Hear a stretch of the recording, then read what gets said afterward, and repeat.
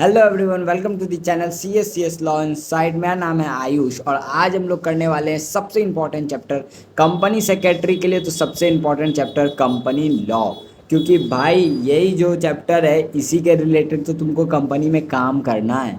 तो ये चैप्टर बहुत इंपॉर्टेंट है एंड ये चैप्टर बाद में सी एस एग्जीक्यूटिव में जाके एक सब्जेक्ट बन जाता है। तो सोचो कितना खतरनाक चैप्टर है ये, बट बहुत इजी वे में मैं अच्छे से समझाऊंगा। बस तुम्हें सुनना है, आराम से एक बार में बैठ के सुन लेना।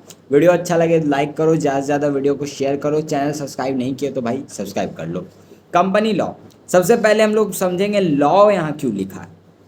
हम लोग पढ़ते हैं कंपनीज एक्ट 2013, सब ने यही पढ़ा है कि कंपनीज एक्ट 2013 होता है, बट यहाँ तो एक्ट लिखा ही नहीं है, यहाँ तो कंपनी लॉ लिखा है। तो लॉ का मतलब क्या हुआ? तो लॉ का मतलब क्या हुआ, यहाँ पे तुमको एक्ट भी पढ़ना होगा, ये जो एक्ट है, उसके अलावा कुछ रूल्स जो कि central government time to time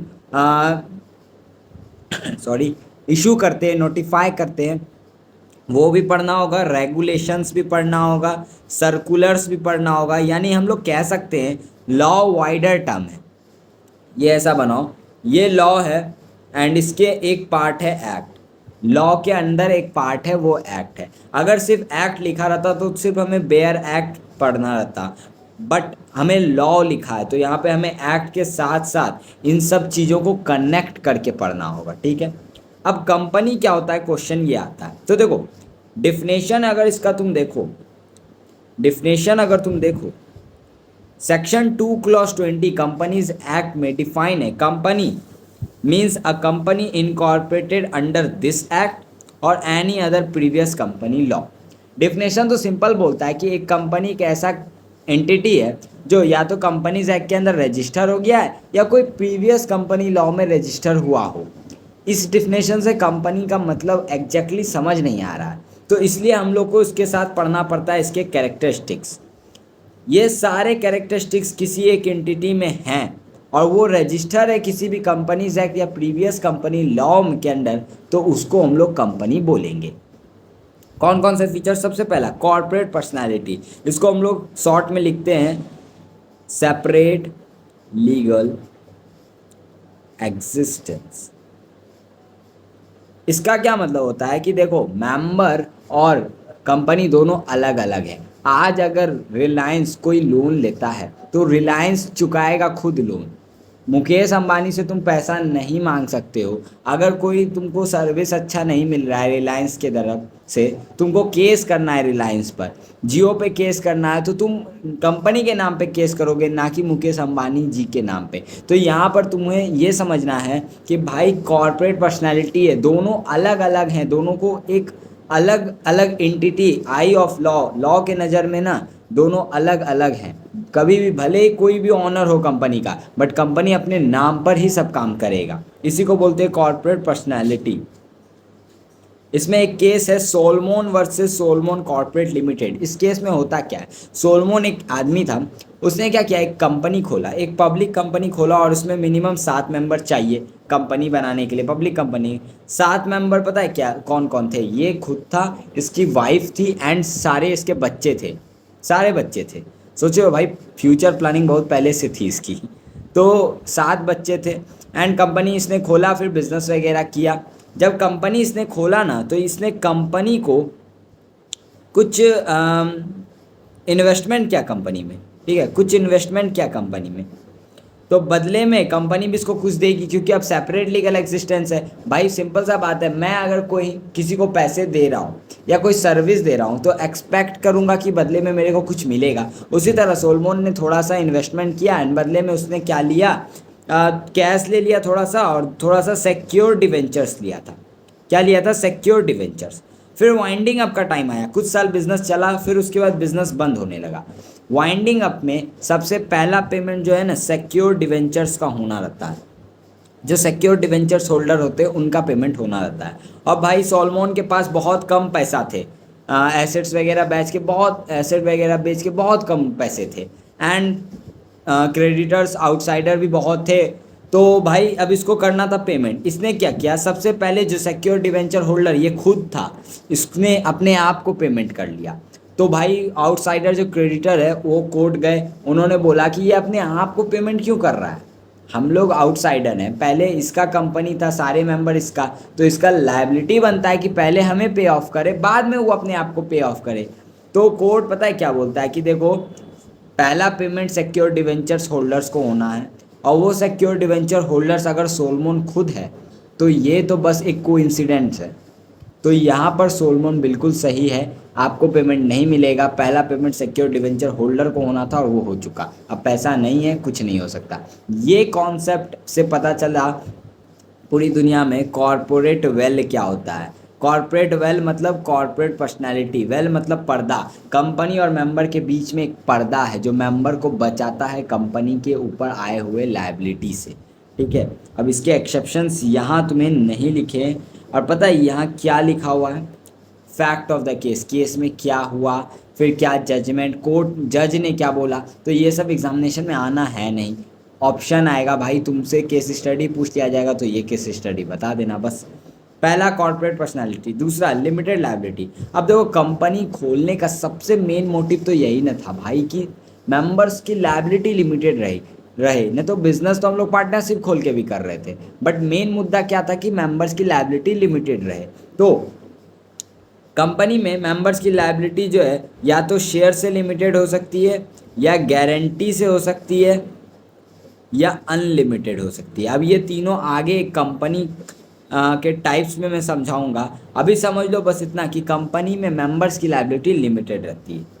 फिर परपेचुअल सक्सेशन, एक सिंपल बात में मैं इसको ख़त्म करूंगा, कंपनी कभी मर नहीं सकता, मतलब नेचुरल डेथ कभी नहीं हो सकता कंपनी का, क्योंकि वो आर्टिफिशियली बना है, तो वो नेचुरल डेथ उस पर होगा कैसे। आज श्री रतन टाटा जी चले गए, क्या टाटा बंद हो गया? नहीं। क्यों? क्योंकि परपेचुअल सक्सेशन है भाई, मेंबर आते रहेंगे जाते रहेंगे, कोई फर्क नहीं पड़ता, टाटा जैसे था वैसे ही रहेगा जब तक कि उसको पेपर पे बंद नहीं किया जाए। आर्टिफिशियली क्रिएट हुआ तो आर्टिफिशियली ही बंद होगा, नेचुरल डेथ अप्लाई नहीं होगा। सेपरेट प्रॉपर्टी, कंपनी कोई भी प्रॉपर्टी खरीदता है क्योंकि वो आर्टिफिशियल लीगल पर्सन है, तो वो अपने नाम पे प्रॉपर्टी खरीदेगा, अपने नाम पे सारे ट्रांजैक्शन करेगा, उसको मेंबर के नाम पे करने का ज़रूरत नहीं है। ट्रांसफरेबिलिटी ऑफ शेयर्स, एक कंपनी के शेयर्स दूसरे आदमी को क्या ट्रांसफ़र हो सकते हैं? हाँ हो सकते हैं, प्राइवेट कंपनी में रिस्ट्रिक्शन है, बट अगर तुम पब्लिक कंपनी का केस लेकर चलो तो भाई ट्रेडिंग होता है, ग्रो ऐप पे जाओ, उसका इन्वेस्टमेंट होता है, आए तुम देखते होगे मैंने आज शेयर्स उसको बेचे, उससे मैंने शेयर्स खरीदे, इंट्राडे ट्रेडिंग, बहुत सब कुछ होता है, आराम से शेयर एक जगह से दूसरी जगह ट्रांसफ़र हो सकते हैं। Capacity to sue and be sued, ये क्या हुआ? देखो कंपनी के ऊपर केस हो सकता है, मैंने पहले भी तुम्हें बताया कि रिलायंस अगर तुम्हें अच्छा सर्विस नहीं दे रहा है, जियो तुम्हें अच्छे नेटवर्क नहीं दे रहा है, तो तुम जाकर उस पर केस कर दो, बट तुम मुकेश अंबानी जी पे केस नहीं कर सकते। उसी तरह कंपनी को ये अगर लगे कि तुम उसके साथ कुछ गलत कर रहे हो कॉन्ट्रैक्ट में, तो कंपनी भी तुम पे केस कर देगा, ऑब्वियस सा बात है भाई, कंपनी अपने नाम पे सब कुछ करेगा। फिर कॉन्ट्रैक्चुअल राइट, ये क्या हुआ? कंपनी क्या कॉन्ट्रैक्ट में इंटर हो सकता है? हाँ भाई, क्यों नहीं होगा, कंपनी भी कॉन्ट्रैक्ट में इंटर हो सकता है क्योंकि वो आर्टिफिशियल लीगल पर्सन है। एंड पता है ये सब चीज़ में सब यही कुछ लिखा है, बस एक ही बात घुमाया गया है। ऑप्शन है, तुम्हें बस एक बार रीडिंग मारना है, हमेशा से बोलता हूँ स्मार्ट वर्क करो हार्ड वर्क के साथ, बट यहाँ पर तुम्हें ज़्यादा स्मार्ट वर्क करना है, और अब तो टाइम भी नहीं है। लिमिटेशन टू एक्शन, ये पॉइंट अच्छा है, ये समझो, एक कंपनी भले ही आर्टिफिशियल लीगल पर्सन है, वो हर काम कर सकता है, बट वो काम जो है ना वो मेमोरेंडम के अंदर रह के ही करना होगा, मेमोरेंडम से बाहर जाकर काम नहीं कर सकता कंपनी, ये समझ लो इसका लिमिट हो गया, इसका रेखा हो गया, उसको वो पार नहीं कर सकता। सेपरेट मैनेजमेंट, अब देखो कंपनी में ऑनर कोई और होता है और मैनेज कोई और करता है। कंपनी में मैंने शेयर्स खरीदे हैं बहुत सारे कंपनी के, तो मैं शेयर्स खरीदा हूँ तो मैं शेयर होल्डर हूँ, तो मैं ऑनर हूँ, बट क्या मैं कंपनी मैनेज कर रहा हूँ? नहीं, मैं कंपनी मैनेज नहीं कर रहा हूँ, कोई और मैनेजमेंट अलग है। तो यहाँ पे सेपरेट मैनेजमेंट है। Voluntary association of profit, company का मेन मोटिव क्या है? वो जो कंपनी एसोसिएशन बना है उसका मेन मोटिव होता है प्रॉफिट कमाना, ताकि हम शेयर होल्डर्स का भी भला हो जाए और डायरेक्टर्स एम्प्लॉय जो काम कर रहे हैं उनका भी हो जाए।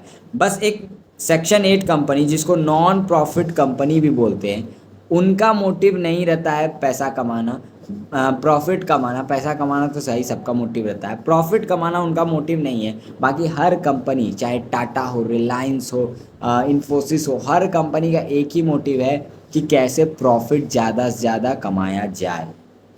टर्मिनेशन ऑफ एग्जिस्टेंस, एक कंपनी ना आर्टिफिशियल पर्सन है तो इस पे नेचुरल डेथ हो नहीं सकता, तो ये सिर्फ टर्मिनेट तभी होगा जब इसको पेपर पे बंद किया जाएगा। ये थे कंपनी के फीचर्स एंड कंपनी के डिफिनेशंस, मैंने ऑलरेडी ऊपर में बता दिया। तो क्वेश्चन आ सकता है फीचर्स ऑफ द कंपनी, तो तुमको बस इतना ही लिखना है। एक लाइन और यहाँ पे अच्छा से समझो, कंपनी जो है ना डेराइव हुआ था लैटिन वर्ड से, कम मतलब विथ और टुगेदर, और पनीज मतलब ब्रेड।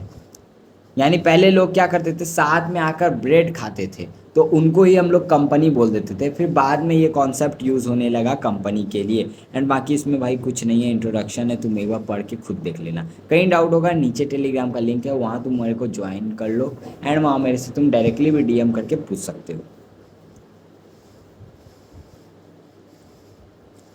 नेक्स्ट आते हैं, चलो जल्दी। Nationality and residence of company. अब देखो तुम कहाँ जन्म लिए, इंडिया में, तो तुम सिटीजन कहाँ के, इंडिया के। बट तुम अगर अमेरिका में रह रहे हो तो तुम रेसिडेंट अमेरिका के बन जाओगे। तो नेशनैलिटी और रेसिडेंट दो अलग बातें होती है, ठीक है। तुम जहाँ जन्म ले रहे हो, मैं इंडिया में जन्म लिया है, मैंने इंडिया में जन्म लिया है तो मैं इंडियन सिटीज़न हूँ, एंड इंडिया में ही रेसाइड कर रहा हूँ तो मैं इंडियन रेसिडेंट भी हूँ। बट अगर कोई होता है इंडिया ने जन्म लिया, जैसे क्रिकेटर है सचिन रविंद्र, अगर तुम लोग क्रिकेट देखते होगे तो उसका ओरिजिन जो है वो इंडिया है, बट वो रहता अभी न्यूजीलैंड में, उसके पेरेंट्स ही न्यूजीलैंड में चले गए थे, जन्म वहीं हुआ है तो वो है वहीं का सिटीजन। मैंने एक एग्जांपल बताया तुम्हें।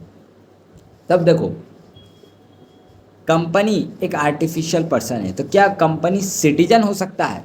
तो एक लाइन यहाँ मैं बताऊंगा, एक सिटीजनशिप एक्ट होता है 1955, वो सिंपल सा बात बोलता है कि लीगल पर्सन है कंपनी, मानते हैं, बट वो सिटीजन नहीं हो सकता। मतलब भाई मुंह पर बोल दिया सिटीजनशिप एक्ट में कि कंपनी कभी भी सिटीजन नहीं हो सकता है, तो यानी कंपनी को सिटीजनशिप का दर्जा नहीं मिल सकता है। उसके बाद क्या वो रेसिडेंट हो सकता है? तो देखो एक कंपनी का रेसिडेंट हो सकता है, वो वहाँ का रेसिडेंट माना जाएगा जहाँ पे उसका प्लेस ऑफ इनकॉर्पोरेशन है या उसके मीटिंग्स वगैरह हेल्ड होते हैं, वहाँ पे हम लोग उसका रेसिडेंसी मानेंगे। इन सिंपल, अगर मैंने एक कंपनी इंडिया में बनाया और मेरा मीटिंग, बोर्ड्स मीटिंग वगैरह इंडिया में हो रहा है, तो मेरी कंपनी कहाँ की रेसिडेंट मानी जाएगी? तो इंडिया की। बट क्या इंडियन सिटीजन मानी जाएगी मेरी कंपनी? नहीं। क्यों? क्योंकि भाई सिटीजनशिप एक्ट ने मना करके रखा है कि कंपनी सिटीजन नहीं हो सकता। अब आते कॉर्पोरेट पर्सनैलिटी के कुछ कॉन्सेप्ट पे, चलो। लिफ्टिंग अप कॉर्पोरेट वेल्थ, मैंने तुम्हें अभी सोलमोन वर्सेस सोलमोन लिमिटेड का केस बताया था। अब उस केस को उस केस, वो जब केस का जजमेंट आ गया तो फिर कोर्ट वालों ने ना ये बात सोचा, उन्होंने सोचा कि भाई यहाँ पर मानते हैं कि सोलमोन सही था, बट हो सकता है फ्यूचर में कि इस कॉर्पोरेट पर्सनालिटी का ये जो सेपरेट लीगल एग्जिस्टेंस है, इसका गलत फ़ायदा उठाया जा सकता है। हो सकता है कि नहीं, लोग क्या करेंगे, कंपनी के नाम पर काम करेंगे, अपना फ़ायदा निकालेंगे। तो फिर कोर्ट ने बोला कि नहीं, इसका फ़ायदा, इसको रोकना पड़ेगा। एंड कोर्ट ने जो है ना एक कॉन्सेप्ट लाया, लिफ्टिंग अप कॉर्पोरेट वेल्थ, यानी कोर्ट ने अपने आप को पावर दे दिया। उन्होंने बोला कि अगर हमको ऐसा लगेगा कि कॉर्पोरेट सेपरेट लीगल एग्जिस्टेंस का गलत इस्तेमाल हुआ है, तो हम कोर्ट वो सेपरेट लीगल एग्जिस्टेंस को उठा देंगे, यानी उसको डिसरिगार्ड करेंगे और डायरेक्टली मेंबर को लायबल होल्ड कर देंगे। और पता है इसी कॉन्सेप्ट के कारण आज विजय माल्या भागा हुआ है इंडिया से, नीरव मोदी जैसे लोग भागे हुए हैं। उन्होंने क्या किया था, उनके केस स्टडी अगर तुम देखोगे तो उन्होंने क्या किया था, कंपनी के नाम पे लोन लिया था, कंपनी के नाम पे फ्रॉड कर रहे थे। तो अगर ये कॉन्सेप्ट आता ही नहीं, अगर लिफ्टिंग अप कॉर्पोरेट वेल्थ का कॉन्सेप्ट होता ही नहीं, तो भाई लोन तो कंपनी ने लिया था, उन्होंने, उनकी तो कोई गलती नहीं थी, तो भाई वो अभी इंडिया में खुले में घूमते। लेकिन उन्होंने कंपनी का सेपरेट लीगल एग्जिस्टेंस का गलत इस्तेमाल किया था, इसलिए यहाँ पर कोर्ट ने जो है कॉर्पोरेट वेल्थ का डिसरिगार्ड किया था और उनको पर्सनली लायबल किया था। अब कुछ केसेस यहाँ दिए हुए हैं जहाँ पर कॉर्पोरेट वेल्थ लिफ्ट हो सकता है। कौन कौन से? सबसे पहला फ्रॉड के केस में सबसे अच्छा एग्जांपल तो अभी मैंने दे दिया, विजय माल्या वाला। फ्रॉड के केस में उसके जहाँ company as a agency use हो रहा है, यानी कंपनी को तुम एज ए एजेंट यूज कर रहे हो अपना फ़ायदा निकालने के लिए, तो उस सिचुएशन में भी कॉर्पोरेट वेल्थ लिफ्ट हो जाएगा। उसके बाद पब्लिक पॉलिसी के अगेंस्ट तुम कंपनी के मदद से कुछ ऐसा काम करवा रहे हो जो पब्लिक पॉलिसी के अगेंस्ट है। उसका एक केस दिया डायलेमर वर्सेस कॉन्टिनेंटल टायर्स। ये क्या है देखो, एक जो है ना कॉन्टिनेंटल टायर, ये ब्रिटेन की कंपनी थी और ये जर्मन कंपनी थी डायलेमर। तो हुआ क्या, दोनों के बीच में कोई ट्रांजैक्शन को लेकर कोर्ट में केस गया, और जब कोर्ट में केस गया तो कोर्ट ने कॉन्टिनेंटल टायर का ना बुक्स ऑफ अकाउंट चेक किया, तो उनको पता चलता है क्या कि ये जो कॉन्टिनेंटल टायर्स कंपनी है ये ब्रिटेन में रजिस्टर हुई है, बनी ब्रिटेन में है, बट इसमें सारे शेयर होल्डर्स एक को छोड़कर जर्मन के हैं। यानी भाई कंपनी, एक ऐसा समझ लो कंपनी इंडिया का, एंड सारे इसके शेयर होल्डर्स मेंबर सब कुछ एक को छोड़कर सब पाकिस्तान के। और उस समय जर्मनी और ब्रिटेन के बीच में फाइट चल रहा था, दोनों एलियन एनिमी थे। जैसे अब इंडिया एंड पाकिस्तान है ना, दोनों दुश्मन देश हैं, उसी तरह जर्मनी एंड ब्रिटेन भी थे उस समय। तो यहाँ पर कोर्ट ने क्या किया, कॉन्टिनेंटल टायर्स का डिसरिगार्ड किया, सेपरेट एग्जिस्टेंस, और सारे ट्रांजैक्शन उस समय कॉन्टिनेंटल टायर्स के रोक दिए। उसके बाद फिर कंपनी फॉर्म हुआ है इवेड टैक्स। टैक्स बचाने के लिए कोई कंपनी तुमने प्रिपेयर किया, तो इस सिचुएशन में भी कंपनी का कॉर्पोरेट वेल्थ लिफ्ट हो जाएगा। यहाँ पे केस स्टडी नहीं दिया गया है, अगर तुम फाउंडेशन से आ रहे हो तो फाउंडेशन में यही केस स्टडी है दिनसॉ मेनेकजी पटीट वाला, ठीक है। Avoid of welfare legal legislation, ये देखो क्या होता है, जब कंपनी बनती है तो कंपनी को ना अपने वेलफेयर, अपने जो वर्कर्स हैं ना उनका भी ध्यान देना पड़ता है, उनको बोनस वगैरह देना पड़ता है, सैलरी वेजेस वगैरह देना पड़ता है। अगर एक कंपनी चाह रहा है कि ये सब नहीं दे, और वो कुछ ऐसा तरीका निकाल रहा है कॉर्पोरेट पर्सनैलिटी का इस्तेमाल करके ताकि वो इस सब चीज़ को अवॉइड कर सके, तो उस सिचुएशन में भी कॉर्पोरेट वेल्थ लिफ्ट होगा। और कोई अनजस्ट और इनइक्विटेबल पर्पस के लिए कंपनी बना है तो भी कॉर्पोरेट वेल्थ लिफ्ट हो जाएगा। बस तुम्हें पॉइंट्स याद रखने हैं, पूरा याद करने का ज़रूरत नहीं है भाई, एग्जामिनेशन में पॉइंट्स आएंगे तो तुम्हें ऑप्शन देखकर आंसर दे देना है। अब कंपनी और अदर बिजनेस के बीच में डिफरेंसेस है, ये भाई कुछ ज़्यादा इम्पॉर्टेंट नहीं है, ठीक है। इम्पॉर्टेंट इन द सेंस मतलब देखो ऑप्शन आएंगे तो तुम आराम से भाई कॉमन सेंस से भी आंसर दे सकते हो। अब देखो डिफरेंस में क्या बताया जाएगा, कंपनी और पार्टनरशिप के बीच में डिफरेंस क्या है। कंपनी एक लीगल एंटिटी है, वैसे पार्टनरशिप नहीं है। फिर पार्टनरशिप में जो है फर्म का प्रॉपर्टी पार्टनर्स का प्रॉपर्टी होता है, बट कंपनी में कंपनी का प्रॉपर्टी सिर्फ कंपनी का ही होता है। फिर पार्टनर जो है कॉन्ट्रैक्ट नहीं कर सकता फर्म के साथ, लेकिन कंपनी में कर सकता है क्योंकि यहाँ पे सेपरेट लीगल एग्जिस्टेंस है और पार्टनरशिप में नहीं है। इसी तरह और भी देखो, कंपनी जो एक लॉ से क्रिएट हुआ है तो लॉ के द्वारा ही बंद हो सकता है, पार्टनरशिप जो है एग्रीमेंट से क्रिएट हुआ है तो वो डिसॉल्व हो सकता है किसी भी टाइम में। तो ये डिफरेंस क्या मैं बताऊँ, बस तुम्हें एक बार पढ़ लेना है और क्या मैं बोलूँ, ठीक है। इसी तरह कंपनी और ज्वाइंट हिंदू फैमिली बिजनेस का भी है, सेम बात है। जॉइंट हिंदू फैमिली बिजनेस में करता ही जो है सारा कंपनी का काम, सारा Hindu divided and family business देखता है। वहीं कंपनी में तो भाई अलग सेपरेट मैनेजमेंट ही रहता है। उसके एक पर्सन जो है मेंबर बन जाता है हिंदू अनडिवाइडेड फैमिली बिजनेस में बर्थ लेते ही, बट क्या कंपनी में मेंबर ऐसे बनता है? नहीं, वहाँ पे अपॉइंटमेंट होता है, तुमको शेयर्स खरीदने होंगे तब मेंबर्स बनोगे, डायरेक्टर्स बनने के लिए अपॉइंटमेंट्स होता है। उसके रजिस्ट्रेशन कंपलसरी नहीं है, बट कंपनी में तो भाई रजिस्ट्रेशन ही कंपलसरी है, डिफिनेशन में ही लिखा हुआ है। फिर इसी तरह कंपनी और एलएलपी के बीच में सेम तुमको ये सारे बात तुमको लिखे हुए। अब इसमें देखो 2-3 पॉइंट एक्स्ट्रा जो दिया हुआ है वो देखो मैं बता देता हूँ। ये एलएलपी का डिफिनेशन है। एलएलपी क्या है? एक नया तरीका है बिजनेस करने का, इसमें लिमिटेड लायबिलिटी रहता है and flexibility of operation partnership है। देखो सिंपल बात में बोलूँ, एलएलपी ना बेटा है किसका? कंपनी और पार्टनरशिप का। इसमें थोड़े फीचर्स कंपनी के डाले हुए हैं, थोड़े फीचर्स एलएलपी के पार्टनरशिप के डाले हुए हैं। क्या क्या कंपनी के, जैसे कि लिमिटेड लायबिलिटी किसका फीचर है? कंपनी का, वो फीचर्स उठा के एलएलपी में डाल दिया गया। फ्लेक्सिबिलिटी बोले तो फ्लेक्सिबिलिटी मतलब कि काम करने में फ्लेक्सिबिलिटी है कंपनी में, जैसे कि बहुत लेंदी प्रोसेस होता है काम करने के लिए, इधर से परमिशन लो, शेयर होल्डर से परमिशन लो, एसआर पास करो, ओआर पास करो। बट यहाँ पार्टनरशिप में ऐसा नहीं रहता है, एग्रीमेंट में पार्टनर्स आपस में डिसाइड करते हैं एंड काम करते हैं। तो वो जो आपस में डिसाइड करते हैं एंड काम करते हैं वो एलएलपी में भी डाल दिया गया है पार्टनरशिप से उठाकर। ठीक है, ये भी एलएलपी भी एक सेपरेट लीगल एग्जिस्टेंस है, और एलएलपी अपना एसेट बेचकर लायबिलिटी ऑफ पे ऑफ करेगा, पार्टनर्स लायबल नहीं होंगे। ठीक है, उसके म्यूचुअल राइट एंड ड्यूटीज जो एलएलपी में पार्टनर्स के होंगे वो एग्रीमेंट के द्वारा गवर्न होंगे, जैसे पार्टनरशिप के होते हैं, तो उनके फीचर्स उठा के डाल दिए गए हैं। एलएलपी एक बॉडी कॉर्पोरेट है, इसके पास भी परपेचुअल सक्सेशन है।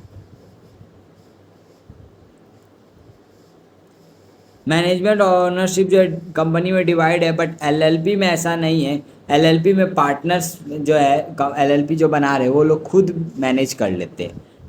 उसके अब डिसएडवांटेज, क्या क्या डिसएडवांटेज है कंपनी के, हमने इतने एडवांटेजेस पढ़े, फीचर्स ही उसके एडवांटेजेस हो गए, बट अब कुछ डिसएडवांटेजेस भी तो होंगे। हाँ, एक्सपेंसेस, भाई कंपनी फॉर्म करना कोई बच्चों का काम नहीं है, इतनी लेंदी प्रोसेस। तुम जब सीएस एग्जीक्यूटिव में जाओगे वहाँ तुम पढ़ोगे, भाई कंपनी फॉर्म करने में पहले तो इतने फॉर्म्स ही फाइल करने पड़ते हैं ना कि पूछो मत। दूसरा, कॉर्पोरेट डिस्क्लोजर, उसके बाद तुम्हें डिस्क्लोजर्स इतने देने होंगे, इसको ये फॉर्म फिल करो, उसको वो डिस्क्लोज करो, भाई बहुत ज़्यादा लेंदी प्रोसेस है। इसके separation of control from ownership, अब मैंने पहले भी बोला, भले ही मैं कंपनी का ऑनर हूँ, बट हो सकता है कि मैं कंपनी में मैनेज नहीं कर पाऊँ, मैं कंपनी को मैनेज नहीं कर पाऊँ, मैं चाहूँ भी तो नहीं कर पाऊँ। मैनेजमेंट अलग होगा, ऑनर अलग होगा। सोशल रिस्पॉन्सिबिलिटी, अब सिंपल बात है, कंपनी अगर काम कर रहा है सोसाइटी के अंदर तो ऑब्वियस सा बात है उसको सोसाइटी के लिए भी कुछ करना होगा। इसके लिए एक चैप्टर है CSR, कॉर्पोरेट सोशल रिस्पॉन्सिबिलिटी, ये तुम CS एग्जीक्यूटिव में पढ़ोगे, यहाँ अगर रेफरेंस दिया होगा तो मैं यहाँ भी समझा दूंगा, तो ये आगे तुम लोग पढ़ोगे। उसके बाद greater tax burden, tax burden greater है, यानी कंपनी में टैक्स भी बहुत लगता है भाई। And last, winding up process भी थोड़ा लेंदी होता है, इतना इजी नहीं होता है वाइंडिंग अप कंपनी बंद करना भी। ठीक है, और यही तुमको यहाँ पर लिखे हुए हैं, एक बार पढ़ लेना। अब journey of Indian company law, अब देखो क्या कंपनीज एक्ट 2013 पहला एक्ट है कंपनी का? नहीं भाई, कंपनी तो कब के चल रहे हैं, 90s के टाइम पे ही टाटा का कंपनी बना था, तो उस समय से कंपनी चल रहा है। तो ये कंपनीज एक्ट 2013 पहला एक्ट नहीं है, इससे पहले भी बहुत सारे कंपनी लॉ आ चुके हैं। देखोगे कितने आ चुके हैं, ये सारे खाली अमेंडमेंट्स है। अब बताओ तुम ये सारे याद कर पाओगे? कभी नहीं, कभी नहीं याद कर पाओगे। तो इसको पढ़ना कैसे? देखो सिंपल सा बात है, सबसे पहला जो कंपनीज एक्ट आया था वो पास हुआ था इंडिया में 1850 में, याद रखना 1850 में पहला कंपनीज एक्ट पास हुआ था। उसके बाद फिर बहुत सारे अमेंडमेंट्स आए। उसके बाद कंपनीज एक्ट 1956 आज़ादी के बाद एक अलग से अमेंडमेंट करके एक नया कंपनीज एक्ट 1956 बनाया गया। ठीक है, और वो 2013 एक्ट आने से पहले तक वही अप्लीकेबल था, यानी 2013 का जो कंपनीज एक्ट आया है ना, वो कंपनीज एक्ट 1956 को ही रिप्लेस किया है। ठीक है, एंड अभी 2013 सब कंपनीज एक्ट में 470 सेक्शंस है, और उस समय देखो कितना सारे थे, 658, याद करने का ज़रूरत नहीं है, बस अभी वाला याद रखना, 470 सेक्शंस थे। एंड ये सारे अमेंडमेंट्स आए हैं, याद करने की ज़रूरत नहीं है। अब कंपनी लॉ जो कंपनीज एक्ट 2013 आया, वो आया कैसे? तो देखो सबसे पहले सरकार ने एक कमेटी बनाया जिसका नाम था ईरानी कमेटी। ठीक है, ईरानी कमेटी बनाया, और उनको लीड कौन कर रहा था? डॉक्टर जे ईरानी, जो director of Tata son company के डायरेक्टर थे जे ईरानी। उनके लीडरशिप के अंदर एक कमेटी बनाया गया, एंड कमेटी का नाम रखा ईरानी कमेटी। वो कमेटी को काम दिया गया कि भाई नया कंपनीज एक्ट ड्राफ्ट करो। उन्होंने नया कंपनीज एक्ट ड्राफ्ट किया और गवर्नमेंट को 2005 में सबमिट भी कर दिया अपना जे ईरानी रिपोर्ट बनाकर। एंड उसके बाद भाई पास का हुआ, उसका डेट नहीं दिया है क्या? तो भाई नहीं दिया, डेट नहीं दिया, चलो छोड़ दो, डेट नहीं दिया है तो फिर पढ़ने का ज़रूरत नहीं है। उसके बाद कुछ इंपॉर्टेंट कमिटीज़ है जो कि सारे याद करने की ज़रूरत नहीं है। एक भावा कमेटी याद कर लेना 1952 का, एंड एक ईरानी कमेटी मेन 2005 में, जो अभी मैंने बताया तुम्हें, यहाँ दिया है भाई। कंपनीज बिल 2012, ईरानी कमेटी ने क्या क्या ड्राफ्ट कर दिया कि नया कंपनीज है कैसा कैसा होगा, उसके बाद सरकार को दे दिया। सरकार ने फिर इस बिल को पार्लियामेंट में इंट्रोड्यूस किया एंड लोकसभा और राज्यसभा दोनों से पास किया, और उसके बाद फिर प्रेसिडेंट के पास लेकर गए साइन करवाने। जैसे ही प्रेसिडेंट ने इनको साइन किया, 29 अगस्त को साइन हुआ और नोटिफाइड हुआ 30 अगस्त को। 29 अगस्त को प्रेसिडेंट ने साइन किया इस एक्ट पे एंड 30 अगस्त को ये नोटिफाई हो गया ऑफिशियल गजट ऑफ इंडिया में, और ये पूरे देश पे अप्लीकेबल हो गया। और इस तरह हमारा अभी का कंपनीज एक्ट 2013 आया। अब कंपनीज एक्ट अप्लीकेबल कहाँ का है?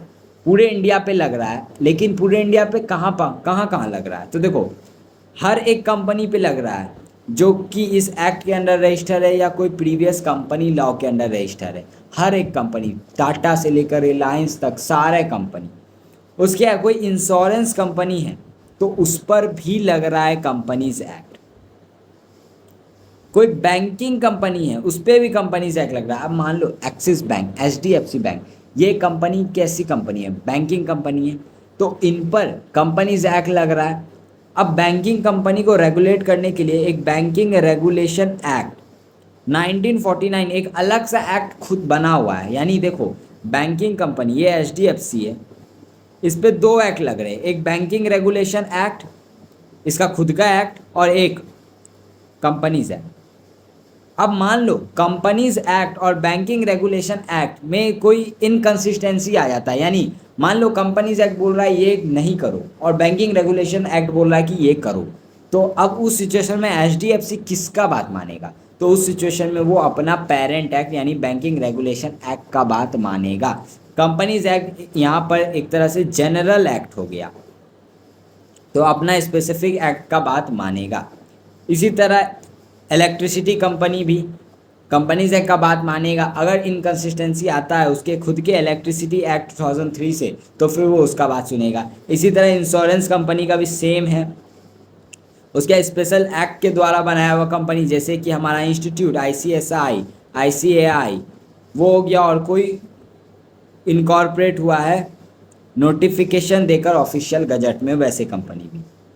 अब कंपनीज एक्ट 2013 कभी भी अनइनकॉर्पोरेटेड कंपनी पे नहीं लगता, यानी कि पार्टनरशिप हो गया, सोल प्रोप्राइटरशिप हो गया, इन पे कंपनीज एक्ट नहीं लगता। ये तो भाई नॉर्मल सा बात है।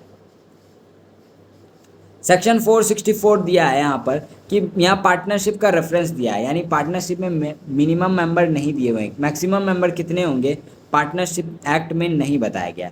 मिनिमम बताया गया है कि पार्टनरशिप अगर खोलना है तो 2 मेंबर होने चाहिए, मैक्सिमम नहीं बताया गया। तो ये एक्ट रेफरेंस देता है कि पार्टनरशिप में मैक्सिमम 50 मेंबर हो सकते हैं, इसको बढ़ाकर 100 किया जा सकता है। बस इतनी सी बात है। अब आ जाते हैं टाइप्स ऑफ कंपनी जो इम्पोर्टेंट है। सबसे पहला प्राइवेट कंपनी। प्राइवेट कंपनी एक ऐसा कंपनी है जिसके आर्टिकल्स में, एओए में आर्टिकल्स में 3 बातें हैं। जिस कंपनी के आर्टिकल में ये 3 बात अभी जो नीचे बताऊंगा मैं, वो प्राइवेट कंपनी है। कौन कौन 3 बात? पहला, right to transfer its share, restrict the right to transfer its share. अभी मैंने पढ़ाया कि शेयर्स फ्रीली ट्रांसफरेबल होते हैं, यानी एक जगह से शेयर्स दूसरी जगह, एक इंसान से दूसरे इंसान पे ट्रांसफ़र हो सकते हैं। बट प्राइवेट कंपनी के आर्टिकल में ना रिस्ट्रिक्शन लगा के रखा है कि फ्रीली नहीं हो सकते ट्रांसफरेबल, कुछ परमिशन वगैरह का ज़रूरत पड़ता है।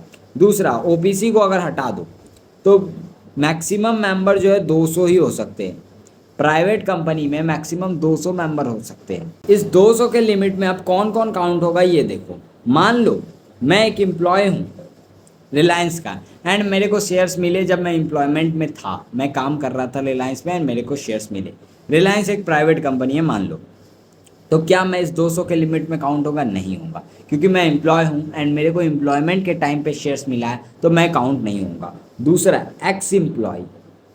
मान लो मैं एम्प्लॉय था, मेरे को शेयर्स मिला, मैंने कंपनी छोड़ दिया, बट शेयर्स अभी भी मेरे पास है, तो क्या अब मैं इस 200 के लिमिट में काउंट होऊंगा? द आंसर इज़ नो, अभी भी नहीं होऊंगा, क्योंकि शेयर्स कब मिले थे? एम्प्लॉयमेंट के टाइम पे, तो अभी भी मैं काउंट नहीं होऊंगा। ठीक है। और एक चीज़ और बात, दो या दो से ज़्यादा लोग अगर शेयर्स होल्ड कर रहे हैं तो हम उनको सिंगल मेंबर ही मानेंगे। इसको मैं एकदम अच्छे से बताता हूँ, दो जिस्म एक जान बोले तो भले ही हम दो मिलकर शेयर्स होल्ड कर रहे हैं बट हमें काउंट एक ही किया जाएगा। भाई हम अलग हैं क्या? उसके जो एम्प्लॉयमेंट में है और जो एम्प्लॉयमेंट छोड़ चुका है उसको ये 200 के लिमिट में काउंट नहीं होगा। दो रिस्ट्रिक्शन बता दिए, मैक्सिमम नंबर ऑफ मेंबर्स और restriction on transfer of shares. उसके बाद तीसरा जो है, इनविटेशन नहीं दे सकता पब्लिक को सब्सक्राइब करने के लिए, यानी अपने शेयर्स वगैरह लिस्ट नहीं करवा सकता, सिंपल बात है।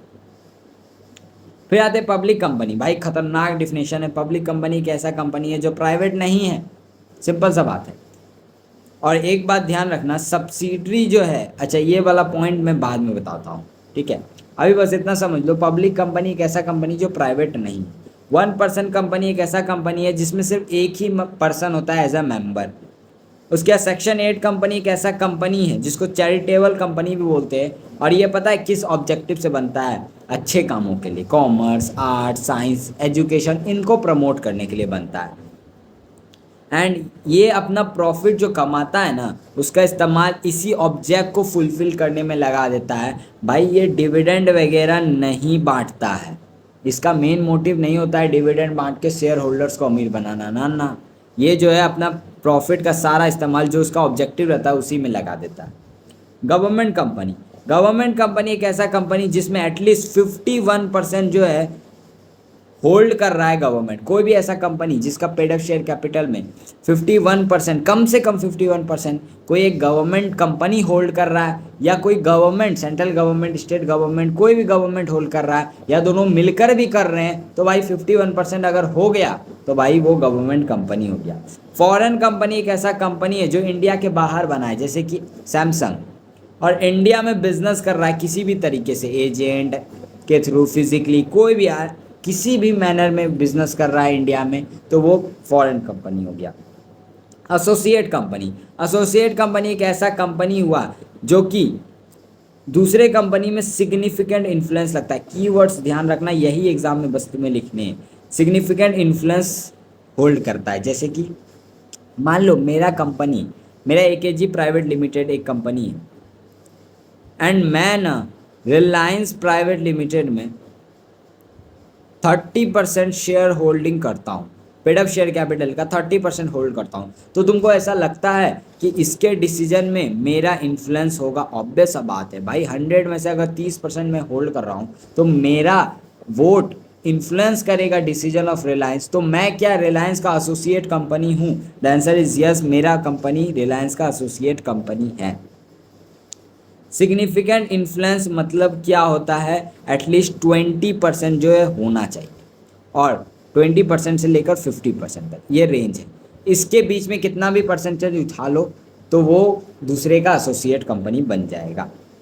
होल्डिंग कंपनी एक ऐसा कंपनी है जिसका एक से ज़्यादा सब्सिडरी कंपनी है। और अब सब्सिडरी कंपनी क्या होता है ये समझो। मान लो ये कंपनी है रिलायंस, रिलायंस के अंदर दो और कंपनी है, ये एक और है, एक और है, X limited, Y limited. Reliance X limited में 52% होल्ड कर रहा है और वाई लिमिटेड में 60% होल्ड कर रहा है। तो देखो सिंपल सा लॉजिक समझो, अगर किसी एक कंपनी में कोई दूसरा company 51% paid up share capital यानी कि वोटिंग पावर्स होल्ड कर रहा है, तो एक्स लिमिटेड में जो भी डिसीजन होना है वो रिलायंस के मर्जी से होगा। यानी डायरेक्टली रिलायंस कंट्रोल कर रहा है एक्स लिमिटेड और वाई लिमिटेड को, क्योंकि भाई वोटिंग होगा तो यही जीतेगा, 60% है इसके पास। तो रिलायंस हो गया होल्डिंग कंपनी और ये दोनों हो गए इसके सब्सिडरी कंपनी। सब्सिडरी कंपनी क्या हुआ, अब यहाँ डिफाइन पढ़ो। सब्सिडरी कंपनी एक ऐसा कंपनी है जिसमें होल्डिंग कंपनी क्या होल्ड कर रहा है? More than 1/2 of its total voting power, यानी 50% से ज़्यादा, 1/2 से ज़्यादा यानी 50% से ज़्यादा वोटिंग पावर होल्ड कर रहा है। या तो रिलायंस अकेला खुद कर रहा है जो मेरे एग्जांपल में था, या हो सकता है रिलायंस का एक सब्सिडरी हो, एकेजी प्राइवेट लिमिटेड, एंड वो दोनों वो होल्ड कर रहा है एक्स लिमिटेड में और वाई लिमिटेड में। ठीक है, तो ये 50% होल्ड कर रहा है, ये 30%, तो ऐसा भी हो सकता है, हाँ हो सकता है।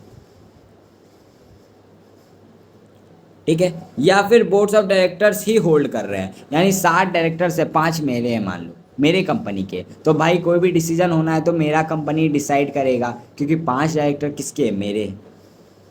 फिर आता है स्मॉल कंपनी। अब यहाँ स्मॉल कंपनी में एक गड़बड़ है, देख लेना, यहाँ पेड अप शेयर कैपिटल जो है ना 50 लाख रुपीज़ नहीं है, अब ये 4 करोड़ हो गया है।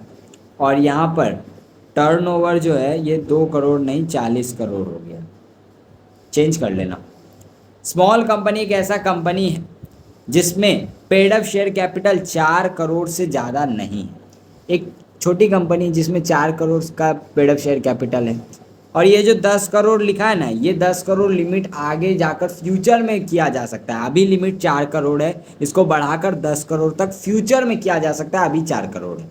इसी तरह टर्नओवर, टर्नओवर मतलब पैसा का आना और जाना, जो टर्नओवर है ना पिछले साल वो 40 करोड़ से कम है और इसको बढ़ाकर 100 करोड़ तक फ्यूचर में कभी किया जा सकता है। स्मॉल कंपनी यानी छोटी company, paid up share capital 4 crore या उससे कम, टर्नओवर 40 करोड़ या उससे कम। अब एक बात ध्यान रखना, एक स्मॉल कंपनी कभी भी होल्डिंग सब्सिडरी कंपनी नहीं हो सकता, सेक्शन 8 कंपनी नहीं हो सकता, और एक स्पेशल एक्ट के द्वारा बनाया हुआ कंपनी नहीं हो सकता, जैसे कि आईसीएसआई। ऑब्वियस सा बात है भाई, आईसीएसआई जब स्पेशल एक्ट सरकार बना रहा है तो वो स्मॉल कंपनी कैसे हो जाएगा, लॉजिकल बात है। फिर डोरमेंट कंपनी क्या होता है भाई, बहुत है क्या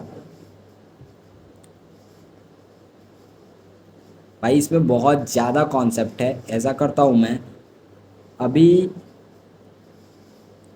यहाँ तक करवा देता हूँ, निधि कंपनी तक, इसका फिर पार्ट 2 ले आऊँगा, ठीक है, एक वीडियो में कवर, क्योंकि भाई ज़्यादा बड़ा वीडियो हो जाएगा तो फिर देखने में भी दिक्कत होगा, तो इसका सेकंड पार्ट में ले आऊँगा, कल ही ले आऊँगा, कोई दिक्कत वाली बात नहीं है। अब डोरमेंट कंपनी, या मैं यहीं पर फिनिश करता हूँ, ठीक है, यहीं पर फिनिश करता हूँ, इसका पार्ट 2 मैं कल ले आऊँगा, जहाँ मैं डोरमेंट कंपनी से स्टार्ट करूँगा। अभी एक चीज़ मैंने ऊपर छोड़वाया था वो देखो, कहाँ मैंने छुड़वाया था, अभी ये तो हो गया है, हाँ ये वाला लाइन, ये वाला लाइन देखो क्या लिखा है, इसको समझो अच्छे से। मैंने बोला ये रिलायंस है, इसकी एक सब्सिडरी कंपनी है AKG private limited, Reliance limited इसमें 70% होल्ड करता है पेड अप शेयर कैपिटल। तो ये क्या हो गया, होल्डिंग कंपनी, ये क्या हो गया, सब्सिडरी कंपनी, कोई दिक्कत नहीं है यहाँ समझने में। अब देखो ये सब्सिडरी कंपनी है, बट ये तो एक पब्लिक कंपनी है और ये एक प्राइवेट कंपनी है। ये पॉइंट क्या बोलता है पब्लिक कंपनी में, सब्सिडरी जो है पब्लिक कंपनी का, उसको डीम्ड किया जाएगा पब्लिक कंपनी ही इस एक्ट के पर्पस के लिए, यानी कि यहाँ एकेजी प्राइवेट लिमिटेड को मान लिया जाएगा कि ये भी एक पब्लिक कंपनी है, भले ही ये प्राइवेट कंपनी है, एंड ये कंटिन्यू भी करेगा, काम भी करेगा प्राइवेट कंपनी जैसा, यानी सब कुछ इसका काम जैसा चल रहा है वैसा ही चलेगा, प्राइवेट कंपनी जैसा ही काम करेगा, इसके आर्टिकल्स में 3 रिस्ट्रिक्शंस भी होंगे, सब कुछ होगा। बस इस एक्ट के पर्पस के लिए मान लिया, डीम मतलब मान लेना, मान लिया जाएगा कि ये भी एक पब्लिक कंपनी है। और पता है ये क्यों माना जाता है, ये कंसोलिडेशन ऑफ फंड अकाउंट्स एक कॉन्सेप्ट आता है जो तुम सीएस एग्जीक्यूटिव में पढ़ोगे, वहाँ तुम समझ जाओगे कि क्यों माना जाता है कि ये भी पब्लिक कंपनी है, ताकि अकाउंट्स मिलकर बनाना आसान हो। आई होप कि तुम्हें समझ में आ गया हो क्या है इसका मतलब। एंड इसका पार्ट 2 कल मैं ले आऊँगा, ठीक है। मिलते हैं नेक्स्ट वीडियो में, तब तक के लिए tata bye bye, all the best, पढ़ लो एंड जितना मैंने पढ़ाया वो रीडिंग मार लो।